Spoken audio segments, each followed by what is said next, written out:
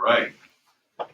Well, welcome everyone. I just want to say hello, and we're gonna give a couple more seconds and allow people to log on and I'm excited. I really am excited about this opportunity for us to really talk about the homeless situation here in Buncombe County, and especially right here in Asheville. But I'm also excited because I think that we're going to collectively be able to start down a path that's going to lead us to some real solutions. I will make this statement now and I'll make it several times. This is a solvable problem here. Our homeless situation here in Buncombe County is solvable. And I really do believe that. And I have decided that although we have been here doing ministry, serving the homeless for the last 43 years, that we have to take a more direct approach in some of the decision making that is taking place concerning what needs to happen with the homeless here in Buncombe County. So I'm going to be quiet for about 30 seconds because you're going to hear a lot of me talking, and allow some people to come in, and then I'm going to introduce a few very important folk here, and then we're going to get started, and we're just going to take every question that we can, and just go for it.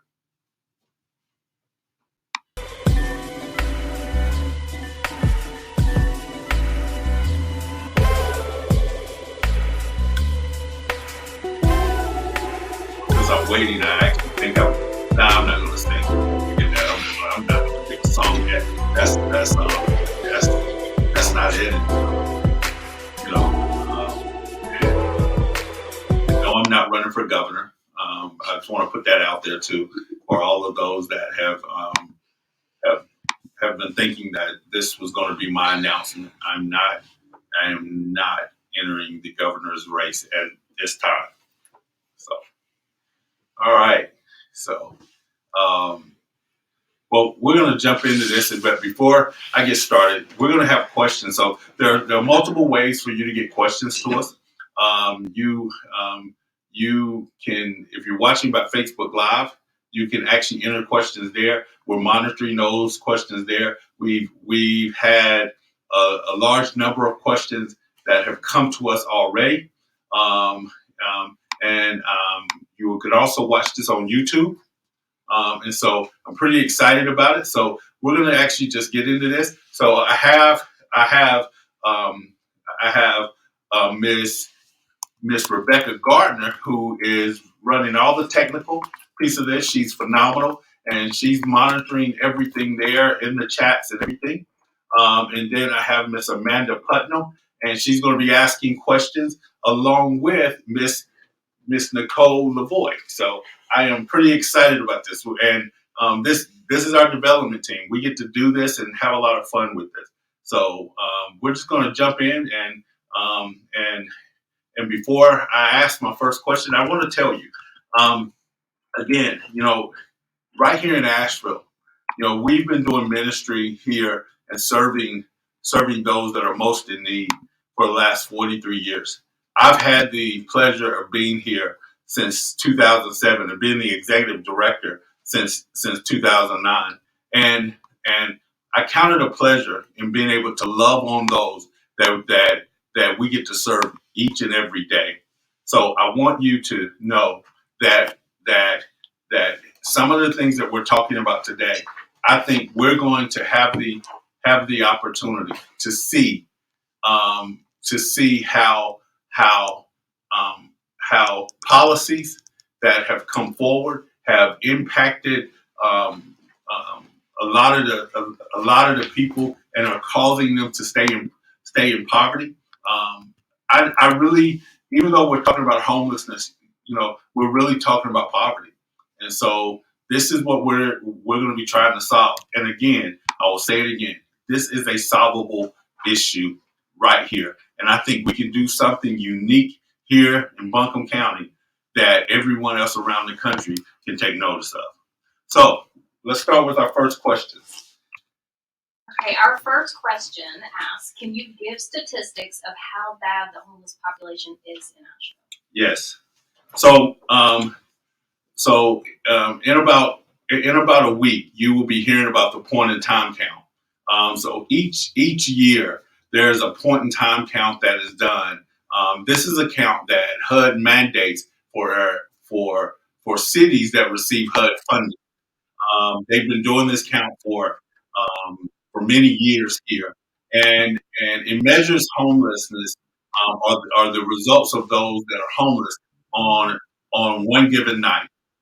And they usually pick the last Tuesday of the month of January, and then they try to get that count. Last year the count was a little up. Previous counts it was 670 or so, um, was the count.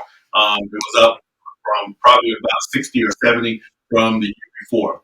But realistically, from those of us that deal with it every single day, we always know that that count does not really reflect the true homeless number.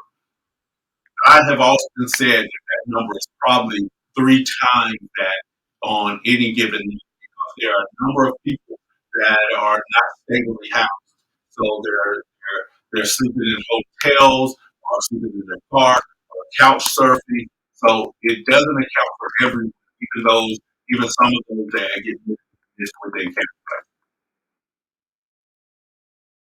Our next question is, what populations of people are most likely to become homeless? What causes them? Well, the reality is this: is that homelessness can affect groups of people, across the board. The those that those that may seem to fall into homelessness right now. There are some things that we're seeing here in Buncombe County because of the housing crisis. We're seeing people who are working but can no longer afford housing who are falling into homelessness or living paycheck to paycheck or just wages can't keep up. Just in today's Citizen Times, an article it was talking about that a two-bedroom apartment, the average two-bedroom apartment in Asheville is over $1,300. Now, most people who have been out in the market looking, they say, "Well, where's that apartment at?" Because they really can't find it because most of them are really, really 1,800 to 2,500. But in order to afford that, they're saying that a 40-hour a week job needs to pay $26.50 an hour to be able to afford that. I mean, all right, Asheville has the most expensive housing, so anyone can find themselves in that situation. But there are a lot of factors that are involved with those that we're seeing on an everyday basis. We're seeing we're seeing violence rise in our community. That's causing people to be displaced. We're seeing people who are having mental health crisis. One in five individuals in America will experience a mental health crisis. Some will be more severe, some less. The large majority of those that are on the street have a mental health issue. And then when you factor in substance, that's a factor also. This is a live question that's coming from Salvatore. They ask, how do you help people who do not want to be? That's great. That's a great question. Well, here at the Western Carolina Rescue Ministry, we made a decision that we're going to concentrate on helping those that are trying to help themselves, and we're going to help those that can't help themselves. And what I mean by that is that we know that there's a large segment of our homeless population that are mentally ill. That if we're not there for them, they're going to be the ones that are more likely to be assaulted, more likely to end up incarcerated, or end up in some bad situation. So we concentrated on those two groups. Now, who does that leave out? That leaves out those that those that uh, those that can help themselves but are choosing not. And so we can't force someone into taking our help. And that's the part that we have to understand. And we can't continue to enable people to stay in a destructive lifestyle. That's not our role. If we say that we really love them. Next question is, what's the best way to help someone begging at an intersection? Does giving them money actually benefit them? So first off, let me say this: panhandling in North Carolina is illegal, and Buncombe County even has an ordinance where panhandling is illegal. So by giving someone a dollar or two that's standing at the corner, that's not the way to help. There are organizations right here in Asheville that do phenomenal work, and we actually years ago we produced a card. It was a compassion, and on that card, we probably gave out 10,000 of those cards over about a 4-year period, all throughout the community. Um, Chamber of Commerce, businesses had them, churches had them, and the goal was anytime you find someone and they're and the panhandling, give them this on card, the card had a way for them to attach to the resources, to actually to be able to call and to get shelter, to get food, to get clothing, whatever their immediate that they needed. We cards were given out and we never received a call. And so what was happening, there were certain corners where more of those cards was given out. And I remember law enforcement telling me that panhandlers moved from those corners because it was no longer profitable. The other part of panhandling that many people do not know is that there is a criminal element that has now infiltrated the homeless community. There are gangs and, and drug dealers that have now have now associated themselves with people in the homeless community for the purpose of forcing them to panhandle and to collect money in order to feed the drug habit. They're literally trafficking people, and there's gangs of them. You may go by an intersection and you go by at one point, and there's one person taking, you come back by, and there's somebody else, and you look up in the bushes, and that other is in the bushes. They have to earn so much for their time there in order to be able to satisfy whoever's trafficking them. This is a real world thing, and it's happening right here in Asheville. Our next question asks, what is the connection between homelessness and addiction? Well, it is huge. About 75% of those that are on the street have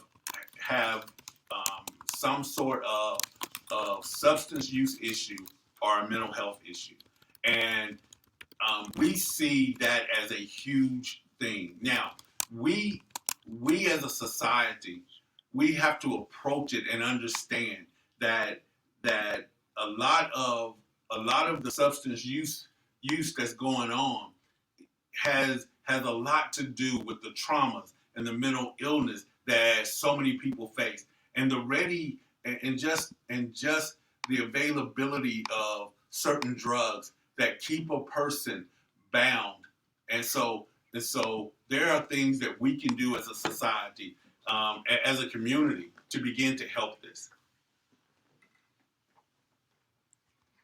Okay, our next question is, with the crisis of businesses closing due to a lack of employees, why would able-bodied people not choose to work? Do they need an address in order to obtain a paycheck?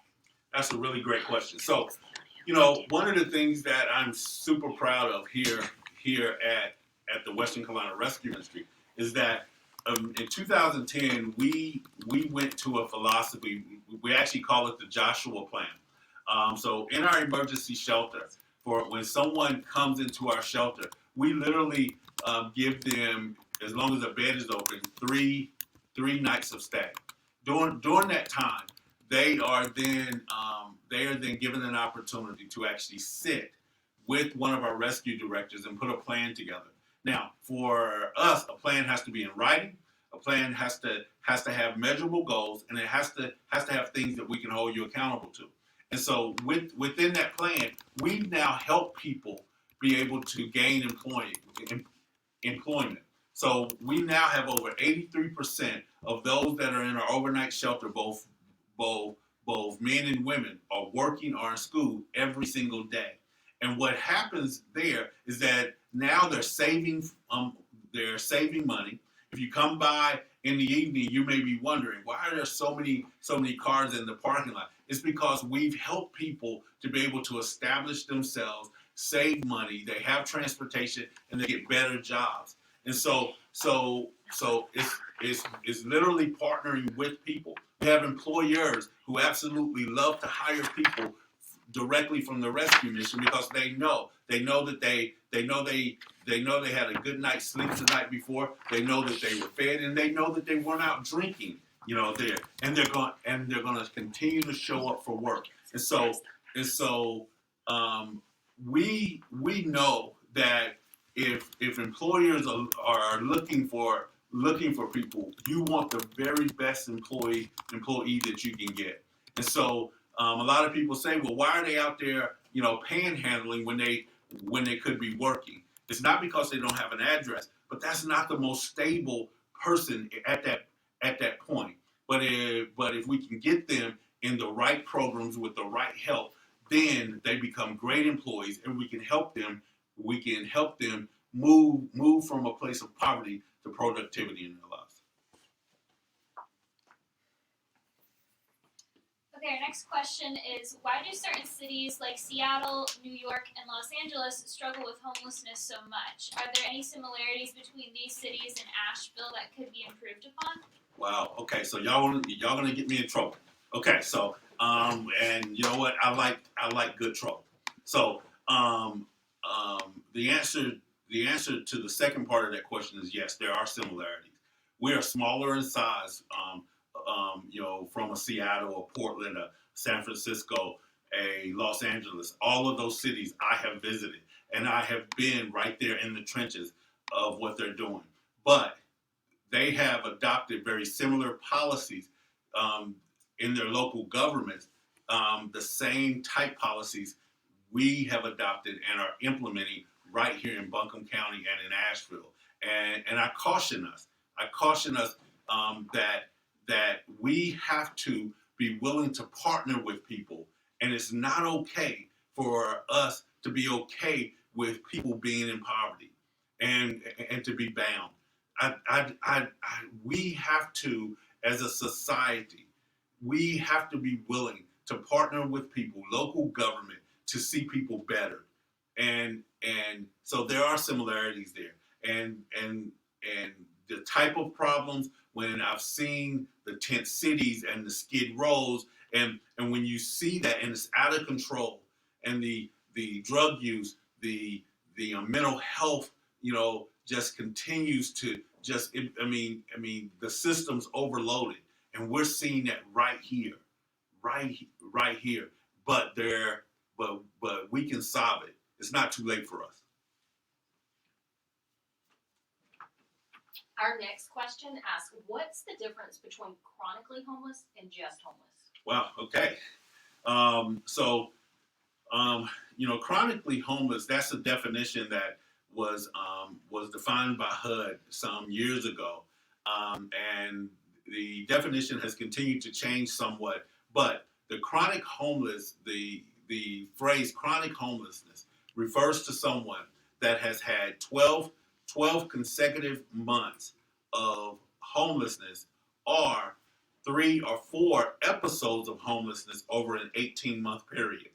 Plus, they have a diagnosed disability. So they've narrowed that definition down because the thought process is those that are chronically homeless are those that are costing the system the most. Those are the ones that are tying up resources, whether it's medical resources, law enforcement resources, or any other resources. They're the ones that are draining the system. So the push has been let's go about housing the chronically homeless because it then frees up resources and it doesn't cost as much.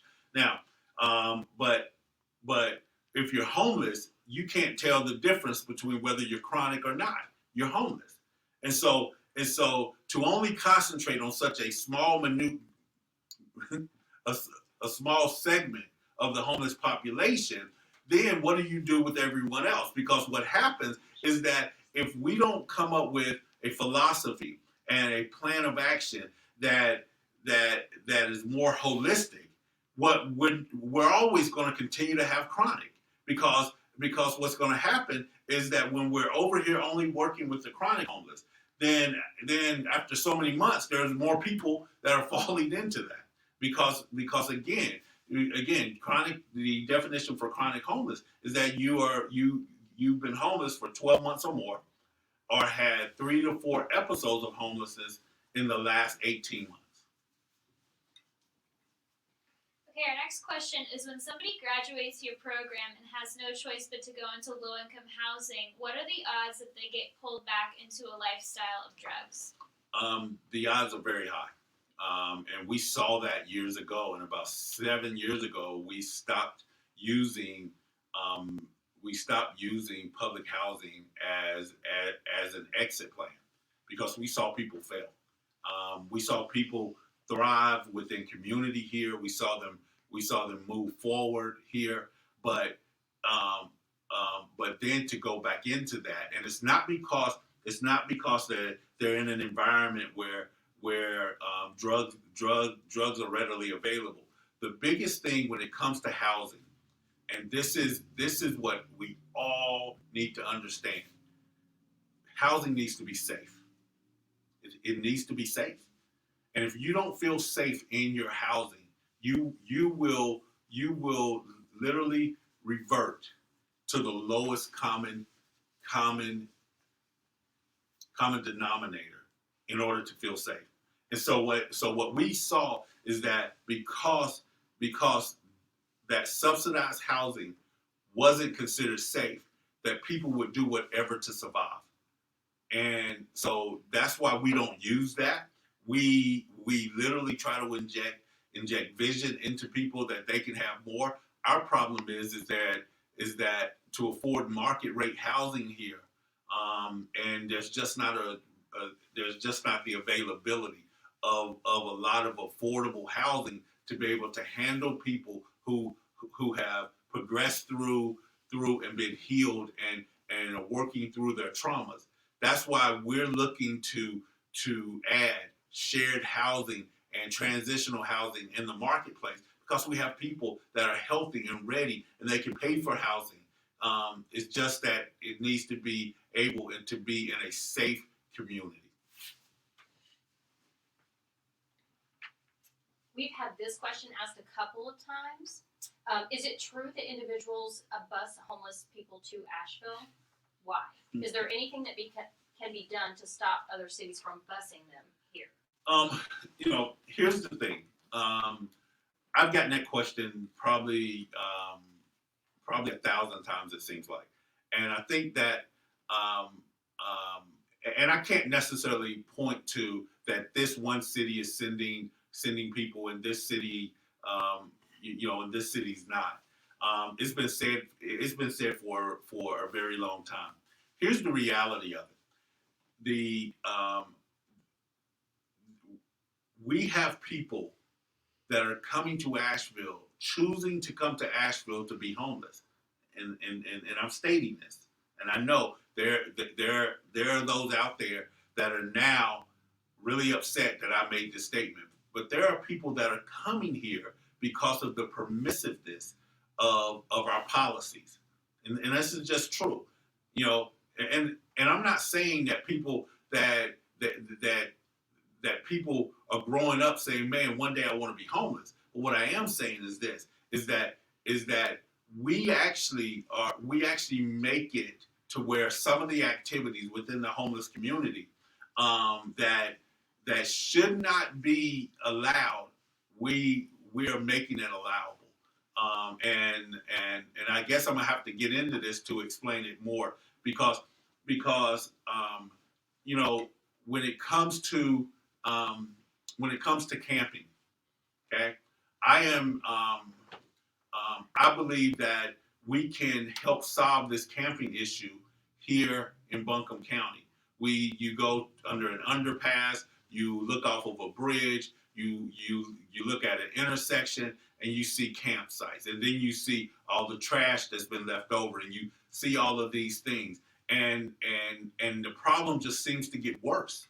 And I've been in cities, like I said, I have visited probably close to different um, 78 different rescue missions or shelters around the country, and even in Canada.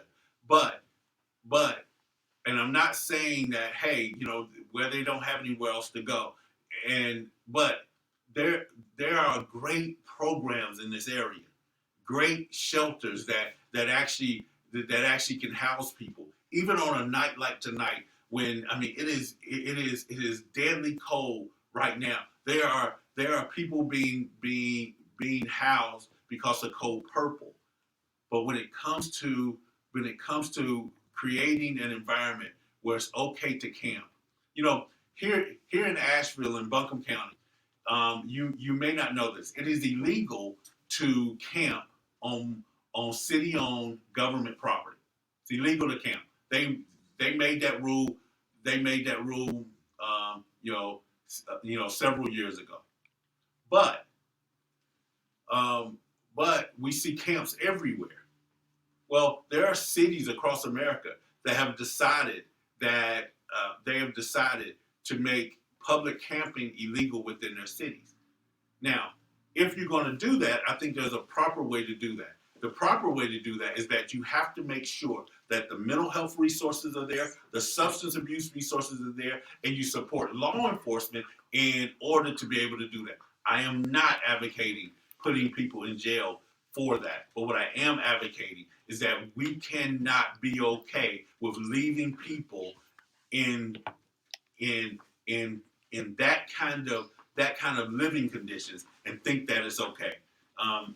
And people have asked me a lot. I'm going to ask a question that may come. I'm going to ask a question and answer it at the same time. People ask me all the time, why do when they get rid of a camp, why do they have to go in there with bulldozers and hazmat suits and to be able to do that? It just seems very cruel. Well, here's the reason, y'all. It is a toxic waste site. I mean, I want you to think about it.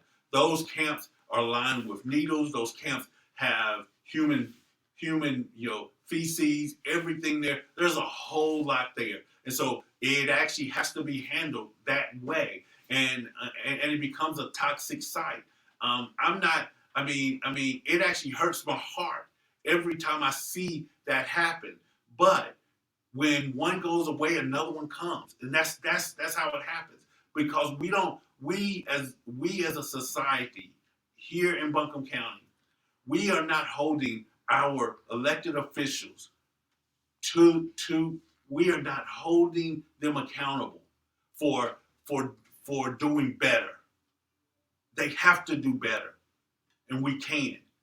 We can use resources. We can put together a plan to be able to handle those that have mental health issues. We can put together a plan for those that have substance use issues. And then we have to support law enforcement in order to be able to help us to move forward there. But we cannot keep on doing what we're doing and think that our problem is not going to turn out to the problem they have in Las Vegas or the problem that they have in Seattle or even Portland. That's the direction that we're running, and we're seeing it. We're seeing people in the community recognize. I'm talking about the homeless community.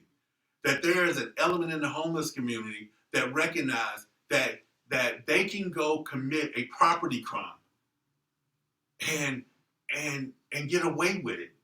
They can go rob a store. They can go vandalize your car or vandalize your business, and they're not going to be held accountable for it. And so it continues to feed their habit. And so law enforcement can do their job, but then our judicial system has to do its job. Okay, I'm getting started, as y'all can tell. Sorry. This is a question from Jasmine. She asks, what can we do to help those who have a criminal record get into housing? Okay. Again, this is the area where policy has to change. And enough of us citizens here in Buncombe County, we need to put pressure on the type of housing that's available in the area. There are some housing, and understand, I'm not advocating that a private landlord be forced into accepting someone that they don't want to accept. Okay, that's not what I'm advocating, because I think that they should have the right, as long as they're not discriminating, in order to choose their clients. But there's policies within our local government, even within subsidized housing, that with someone that has a criminal past, that prevents them from being in housing, or prevents them from being able to move forward. And if they have paid for their crime, if we don't give a path for them to move forward and be successful, the only thing they can do, or only thing that in their minds that they can do, is to go and continue the activity that they've always done. Okay, our next question says, are there organizations that work with restaurants to help distribute food to the homeless? Yes. Listen, one of the things that is most wonderful about Asheville is that Asheville, or Buncombe County, period, Buncombe County is made up of a lot of folk with great hearts. And our restaurant community is phenomenal. But there's organizations that like the Food Connection, that does a phenomenal job in being able to get food to those that are most in need. All of us, whether it's the Rescue Mission or whether it's the Salvation Army, ABCCM, we all benefit from the generosity of our community, and there are so many of that. I want you to know this. There are so many restaurants that they actually think about how can we continue to serve. And during the pandemic, man, it was a beautiful thing to see how the restaurants came together, prepared meals, just to make sure that people were going to continue to be fed. Man, it was a wonderful thing. And there are again, it's not just restaurants. We're seeing it within our grocery stores, and it has always been that way. I'm just telling you, this is a giving community. Our next question asks, what is WCRM doing to help the homeless if they are still giving resources to individuals on the street? I get that question from time to time, and because people hear me talk about how we don't want to enable people, but one of the things that we actually do, and I'm not really apologizing for it, is that we've made a decision that we're going to feed anybody that comes to us. We're going to make sure if they're hungry, we're feeding them. If they want food, we're going to feed them. And I think the community has supported us in that. Now, some people will say, well, you're just enabling that. Well, if that's what that is, that's okay. But we're going to feed them. And so even during the pandemic, when everything else shut down, and even when we could no longer bring people safely into our building, we converted and decided we were going to keep feeding every single meal. and we were going to make sure that there was hot meals fed, and we continued to do that. We partnered with Manna, and we partnered with all the other grocery stores and the restaurants in order to be able to do that. And so a lot of people think that because of that, that's an enabling thing, and and and in essence, we're not requiring anybody anything of anybody in order to get a meal. That we're not asking them to make a decision to want better for their lives. We just want to make sure that nobody goes hungry. So yeah, that's the most enabling thing that we do.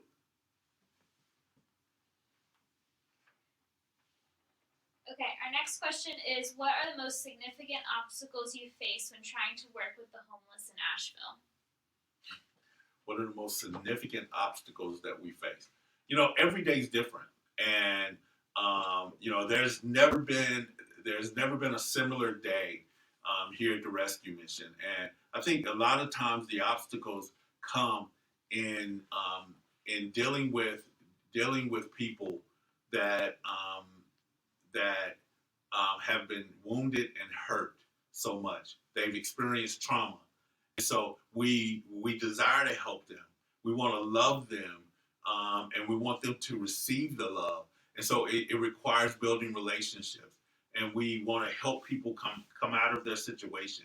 And I think that's the obstacle.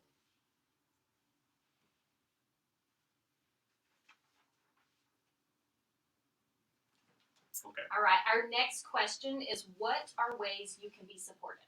Okay.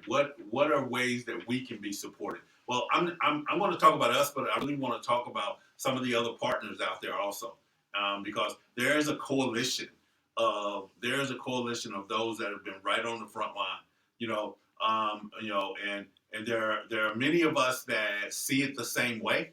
There are some that don't. We don't receive any government funding. We're one of those organizations that we just believe that this is the path that we're supposed to go down. And so always financially, we are always needing financial support. But I tell people this all the time.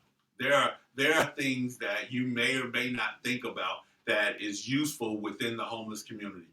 We give out clothes, so we have a clothing closet. And there are other organizations that give out clothes also. So listen, if you have clothes, regardless of your size, well, I promise you, they have a use here. And I tell people who are on the street that are literally street homeless, clothes are disposable items for them. They don't have a closet or somewhere to keep a whole bunch of clothes. So they will wear clothes until you really can't wear them anymore. Another item that is needed is undergarments. Many people don't think about it, but undergarments, rightfully so, aren't items that people donate. So or used undergarments. But if you see a sale somewhere and it's a buy one get one free, or you can buy an extra bag of them, that's definitely something that could be used. Another item that I know for ourselves, and I know Salvation Army, and I know ABCCM, washing powders. We go through a lot of washing powders every single day. Just sheerly by laundering the sheets and the towels and the blankets and the pillowcases, just enough. There's 150 of those that we're washing every single day. That's a full-time job that we literally have people doing every single day. So any type of washing powders, we're always in use of. And the list just kind of goes on and on and on. And so, but there are great organizations doing great things. And I promise you, I mean, regardless of what comes out on some report or anything else, there are organizations that work together, and we do work together. Our problem sometimes is that the government doesn't want to come listen to us. They'll rather go outside. Yeah, I said it. Okay, our next question says, I've heard talk about harm reduction strategies. Can you explain more of the philosophy behind them and what these strategies are doing? if anything, to impact the homeless issue? Have they been implemented in Asheville in any way? Yes. So harm reduction strategies. There are harm reduction strategies that are being implemented every day here in Asheville. I'm not a fan of the harm reduction strategies that are at use. At least some of them. I think there's a place where we can actually do certain things. And so what's meant by harm reduction strategy? So um, um, there's a there's a thought that because of the increase in the opioid and heroin and meth usage here in Buncombe County and really all of Western North Carolina, if not up and down the East Coast, that there are people that are shooting up drugs using needles. So a harm reduction strategy would be let's hand out clean needles, and so that when people use that they aren't sharing needles so that they don't pass on AIDS and end up dying. But it doesn't make sense to me because not only are you enabling them to continue down a destructive path, but instead of them catching AIDS, it's okay for them to OD and die. It just doesn't make sense there. And the thought process, I think, comes out of a heart that really hasn't that out of someone's mind where they really haven't thought out the process. There are other harm reduction strategies that I've been around. I was in Canada and I got to walk in and experience these safe shooting up places. So I don't can remember the actual name of them, but what they do is that you actually a person can actually bring their drugs in to this place. There's a nurse, there's a setting there, and they give them needles, and they can shoot up there. So if they OD or if they have any issues, there's someone there to help them instead of them,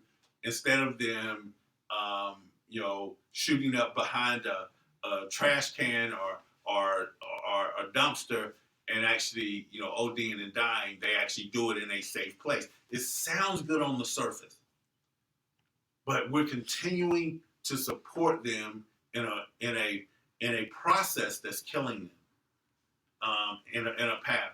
There's many of those. There are wet houses where there are people who believe that once you're an alcoholic, you're always going to be an alcoholic. So basically, you get a stipend every month of alcohol, but you stay in this house, but you only drink in that house because that's all you're going to be. And there are communities around America that have experimented and tried, and there are more. There are a lot more harm reduction strategies out there. And I'm telling you that I want to see people better. I want to see. I just believe there's greatness on the inside of each and every person. I just believe that, and I don't think that we should settle for all that person can ever be is that. And so that's the answer I give on that. What is your perspective on the recently completed National Alliance to End Homelessness report on homelessness in Asheville?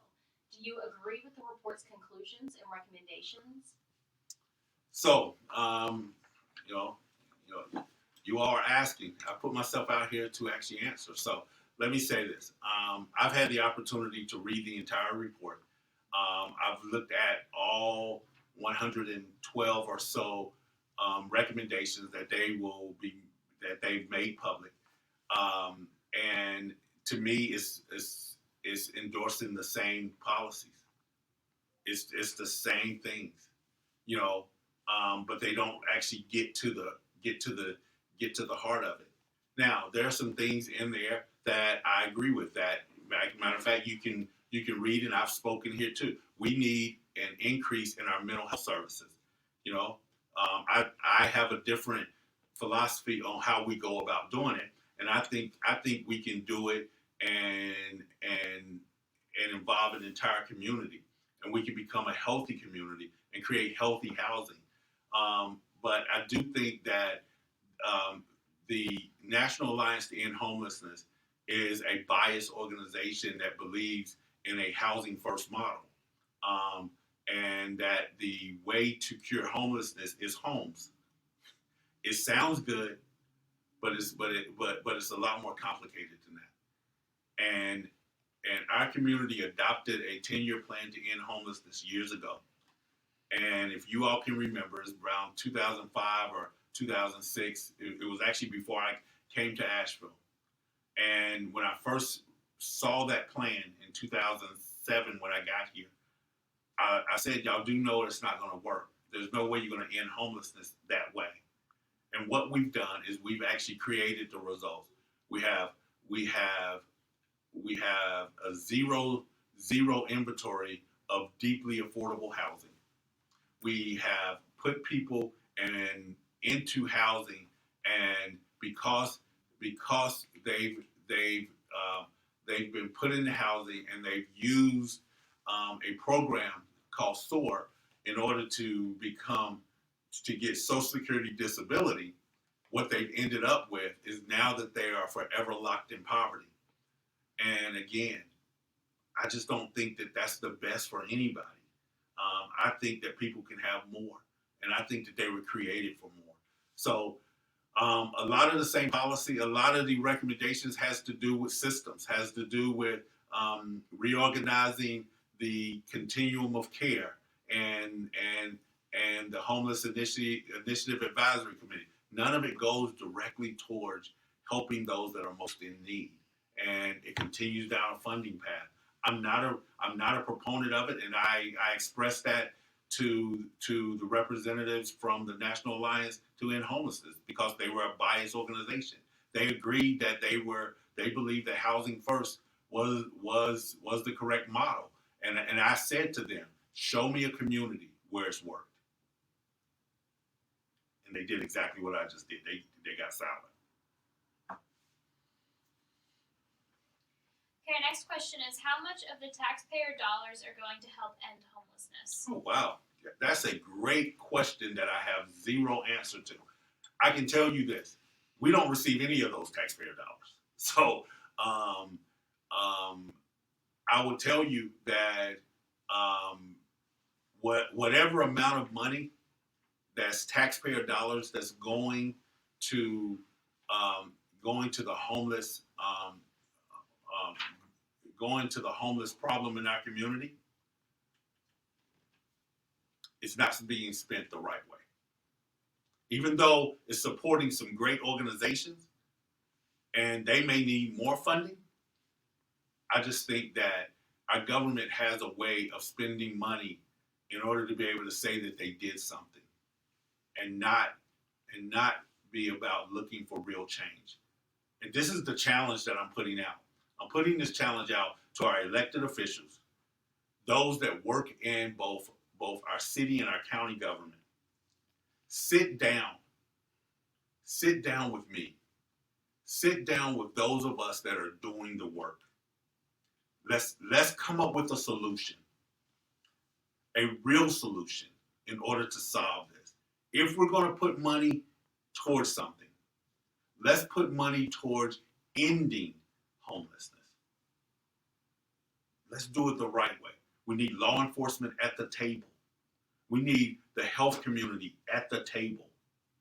We need the mental health community at the table. And y'all, we can solve this. In our community, we can solve this problem. But they're not going to come talk to me unless you all put pressure on them. This is just the reality of where we live.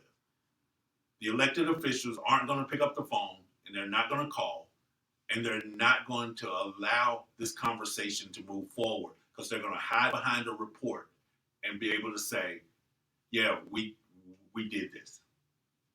So.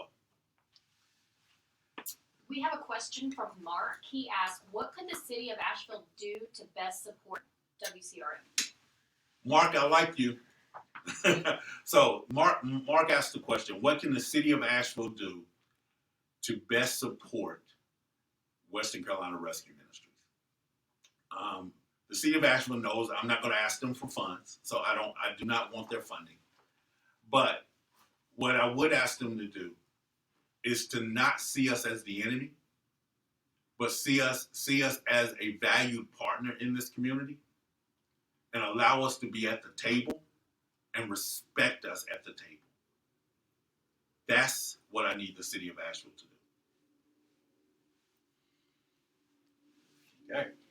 Okay, our next question is asked by individual Howtown.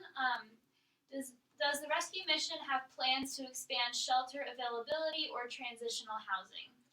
So the question was, does the rescue mission have plans to expand shelter or transitional housing? The answer is yes to that. We actually are renovating.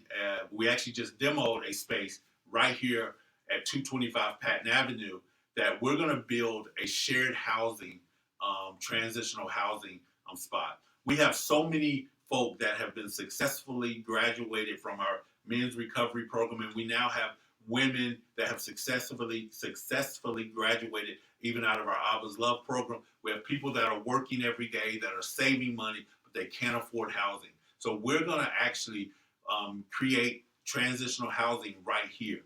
One, they already have community. It's safe here. It continues to allow them to thrive. There's accountability, and we can help them move forward. So I'm excited about that. The next thing is that we plan to actually try to partner with other organizations and even individuals in the community to actually create more of this type of housing. You know, one of the things that I am 100% positive about Asheville and Buncombe County. We're not. What I know is this: we're not making any more land. What we have in Buncombe County is what we have in Buncombe County. So we have to then become extremely creative about how do we create housing, and housing that's affordable, but also housing that allows people to move forward.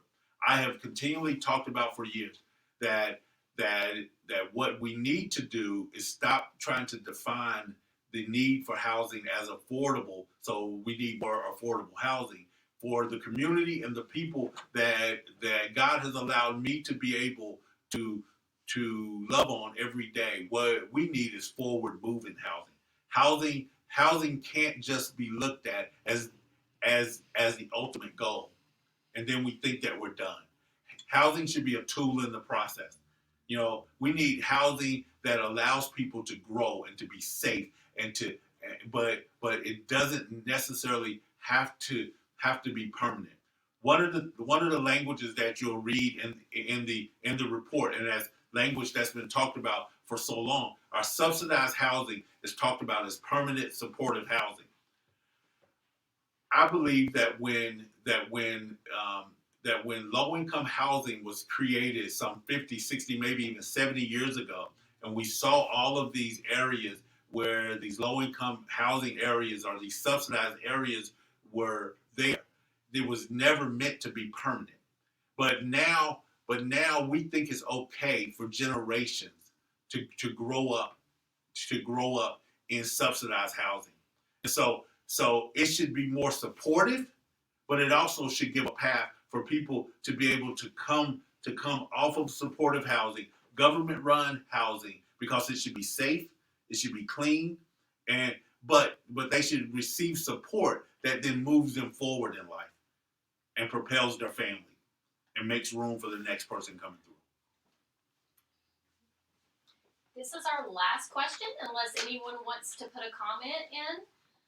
What are the best ways we can support people who are facing homelessness and or support organizations like Western Carolina Rescue Ministries in their efforts?